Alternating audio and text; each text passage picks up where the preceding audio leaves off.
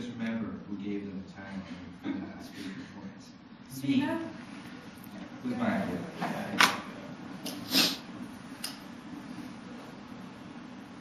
Legitimacy not going forward, the bottom argument, the bottom argument, they label it as a term, but doesn't make any sense, just a non-unit, it's just no impact, it just says, legitimacy will always restabilize itself, and it wouldn't even affect the popular decision, but the court would be, would only perceive by the public, which means there's no internal agenda, any offense they could get off admissible, the rest are just non-unique arguments. Now, the solvency debate, these arguments are about why we're conceding governmentality, but this is a matter of governmentality, it's just a new link to our to the Schmidt criticism because it collapses power control over the governmental policies, leads to unstable public definition of the Fed enemy economy, which leads to inevitable wars and all these criticism. Now, the first argument I want on the solvency debate is when I see what the tension with Congress means, is the solvency, the court's tension, because the court tension with Congress, congressional findings of the decision make confusion inevitable. He's not giving you any warrants as why court would be able to avoid this confusion, which means all of us reasons why the courts would be able, of course, be heated to trial public response to make any sense. Initially, that's it. His only argument to the public is the public is stupid, so the court needs to do something. This doesn't make any sense at all. The capital plan would be the better alternative. Now, the criticism of you all politics to define the friend-enemy relation, the ability for the sovereign to define who is the friend and who is the enemy is necessary for them to prevent the harm to the population. The war on terrorism is the primary example. It's a state of exception. The ability of the sovereign to make decisions about the nature of friend and enemies. It disappears with the friend-enemy economy will cause countless other wars to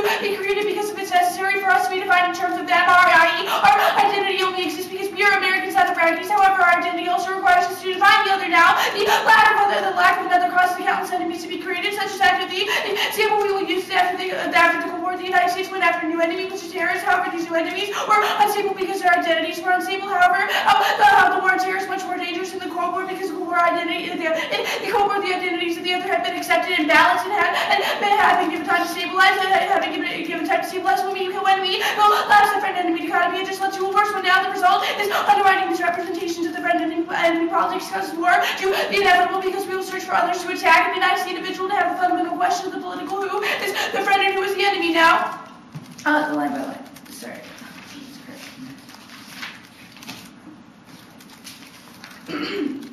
First argument is bare life, but first the friend and enemy economy is inevitable. It's the origin of the political, so their office is terminally non-unique. Extend our Reinhardt evidence. Second is there's a never-ending nightmare of normativity. The extent of rash evidence and norms are only brought to existence because of other norms. To create circular means of existence inevitably. A decision must be made within this framework of relativity, and the sovereign is the only one who can prevent the populace engaging in total warfare because of the state of exception in bare life. Now, the third argument is that the lack of state of exception leads to a much more nasty and faster world in which denial of the state of exception suppresses the stable enemies and creates a shift to unstable enemies, which creates the conditions necessary for total war to exist, which are evidence in cases worse than bare life status, which worse than the loss of value to life itself. Now, the fourth argument is they ignore the role of the identity and creation of the self. We are the only ones who do this because we are not the other. Therefore, the removal of the other creates a void that will be filled with a new enemy, but also sets a precondition for total war. As we are searching for what cannot be found, world void of the friend-enemy relationship. That's our rash evidence. Now, the fifth argument is that enemies are only defined as those who are going to harm the sovereignty and any internal link to the spillover. Other arguments. His next argument is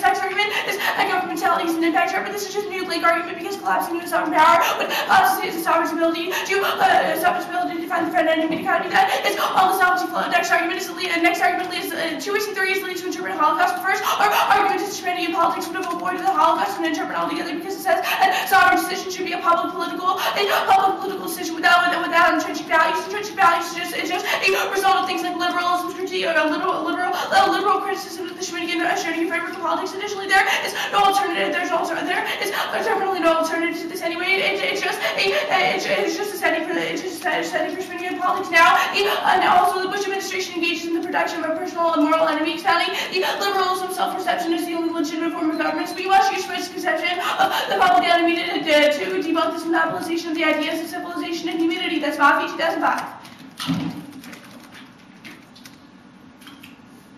Schmitt stretches such discrimination should be drawn in political way, not only based on economic threats, they specify the enemy should be not only the personal enemy, but the public enemy, certainly not of abandoned pushing moral categories of good and evil. This precisely the kind of discourse which criticize liberalism and offering only true legitimate political system, but moralistic discourse brings light the original components used by the Korean government to copy and monopolize the idea of civilization by declaring Bush one of his speeches Lucifer, not with the sort against us, the current American strategy renders the illegitimate form of oppression. Next argument is that the lack of specific threat leads to annihilation. But first, our evidence indicates that this threat is good. Our rational evidence both identify the war on terror and the threat of terrorism is the total embodiment of Schmitt's friend enemy dichotomy of relations. Our evidence indicates it most the ultimate reflection as also a reflection of the stable dichotomy. Additionally, it is empirically proven this is in the arguments why the collapse of the Soviet Union would only lead to worse threats, which means a lack of a specific threat would only spill over into worse in the future. Now, additionally, that's in the rash evidence too. Talks about why the British human condition, the alternative would be why if we don't look at this, why if we do not preserve antagonism with the British human condition, the alternative is perpetual wars. Now, the next argument is the stable friend enemy. Our next argument is a stable friend enemy economy will be able to solve all this. It's all about also the prioritizing security over ideals, prevents nuclear warships, political theories of questioning that nature of the liberal state versus process as Weiler 94.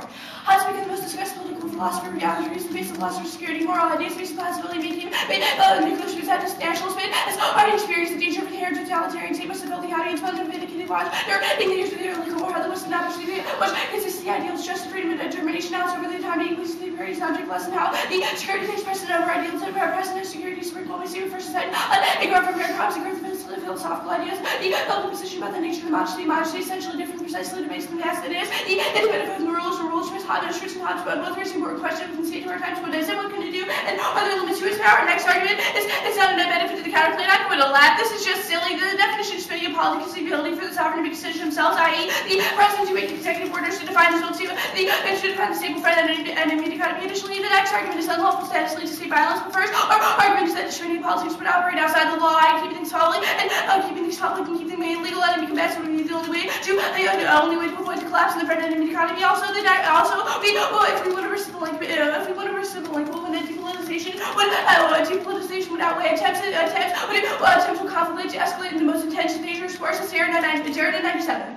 If it is true, it's a rare possible situation expectation of decision more decided intent of revealing and see more politicized and more misconclude the ratification, intention, increased intention of revealing the power, the truth of the political lens of all the common system would appear, and inevitably lead to a change in all sides of our having measured politicization in terms of degree, and the degree of politicization. Now, next argument is that unlawful violence is a terror, but this is all, this argument is about because the unlawful violence is the only way to maintain the definition of friend enemy. We would say that this is a good thing. Additionally, friend enemy relation define politics and the quest for peace and polarization compromises this as Pashi in 2000. Politics refers to meaning of establishing determination, self-versus the continual, and by the process it must be protected, judgment, allegedly telling the world possibilities war. It's utterly without a pacific globe, without a science of the friend and enemy, and has a world without politics, which is one without science is one to be clearly raised. You serve as a frightening reminder. Now, next argument is, and then he says, the next argument is about the card, the counterplay solves this. Next argument is, he says he accepts his white evidence, but our argument is that stabilizing norms would, stabilizing the norms would be able to solve the only reason there's violence within the friend and enemy economy right now is because it's not stabilized, because they're still shifting definitions of what the president can actually do with its power. Now, next argument he says no link because a realist, for a realist race versus the conservative. Our first argument is that firstly, they must be able to, is that the president must be able to take the definition of enemy combatant outside the logs and the rash evidence given relative value outside of the legal system is key to open up the space for political existence, bring the definition of enemy combatant, attacking the law will collapse the space, having the courts bring the definition of enemy combatant law in the face of the president will collapse the space, and they will lose articulation of values of enemy dichotomy. And the next argument is that their own damn muster evidence indicates that the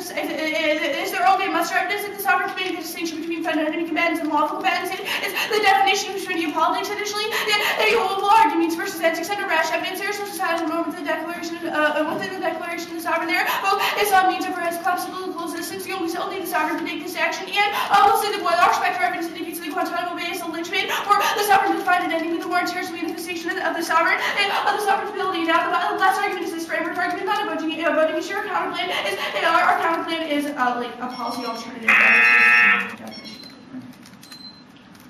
So what I get so far is that your argument is identity is key to solving the war on terror. Our argument is that maintaining a stable friend-enemy dichotomy is the only way to avoid worse wars. And like the collapse of civilization. So when Hitler said Jews bad, started the Holocaust, that was a good thing? Well, Like, you no, wouldn't the argument that we criticize make, me for doing the that? reason that the Schmittian, the conception of Schmittian politics would not lead to things like the Holocaust is because there was a difference in Hitler's conception of values within an enemy. Our argument is that the administration or the sovereign must be able to define an enemy as a purely political boundary outside of the law, rather than saying that Which he it's did. someone He who's manipulated those values. I He know. said that Jews were a threat to the economy. That an enemy should not be defined as a bad person. Rather, an enemy should be defined as someone who is just trying to like destroy the way that we run our country. Right, like the Jews tried to, according to Hitler. No, the Jews didn't try to destroy the Well, way yeah, Hitler was you and I running the know country. that, Terrorists but- tried to attack us. Like you said, a quarter of the that's the population is difference. retarded, and Sorry, he, what? he managed to convince all the Germans of that. So, your I'm argument sorry, is that what's your question? your argument. I want to make sure your argument then is that we should use threats to the state as the sole basis of determining who people are. I mean, Schmidt defines You're not that. with us, you're against us, right? Yeah, Schmidt defines that as the enemy. However, the argument is also that it must solely be that discretion of the sovereign to determine who is threatening the state and who is not. It cannot be something based on like, is this person a good person or a bad person? So It has to be people based people's on. threats to the state are bad, and you have to be part of the state to make these decisions, right? There's never an argument that you have to be part of the state. Well, I mean, you say that the sovereign must have the ability to make these decisions, right? Yes, the sovereign must be able to determine Threats to the who sovereign, is an enemy threats to and the who is a sovereign threat. constitute real threats to humanity, and the only person that can determine the threats to the sovereign is the sovereign themselves. Yeah, our argument Okay. says that the sovereign must be able to determine who's a friend and who's an enemy. That's the only way to stabilize that norm. Okay, and beyond be this able to paranoid prevent argument, wars. you make the argument that this worked in the Cold War, right? Well, our argument is that the collapse of the friend-enemy economy after the Cold War led to worse things Okay. like terror. What was the Soviet? I'm sorry? What's the Soviet? I mean, you said that it worked in the Cold War because it was the U.S. versus the Soviet Union. I mean, it was the Soviet. U.S. versus communism, right? I mean, it was the definition by the sovereign that that a communist was trying to politically destroy our country, therefore they were the enemy and they should be, like... And now it's the U.S. versus terrorists, right? Right, our argument is What's a that when the... terrorist? Well, I mean, it's someone who's trying to hurt the country, I guess. That's what the sovereign would be Hurt able the to country, define. like they're protesting. Well, I mean, our argument is that's what the globalization. sovereign should be able to define. The sovereign should be able to define the enemy who Without is any trying to check. hurt the So country. theoretically, Greenpeace could be an enemy combatant because they're, going against the government. Is NAMBLA a threat? I mean, I guess our argument is it shouldn't be based on who's a good person or a bad person, rather who's trying to hurt the sovereign. Sure.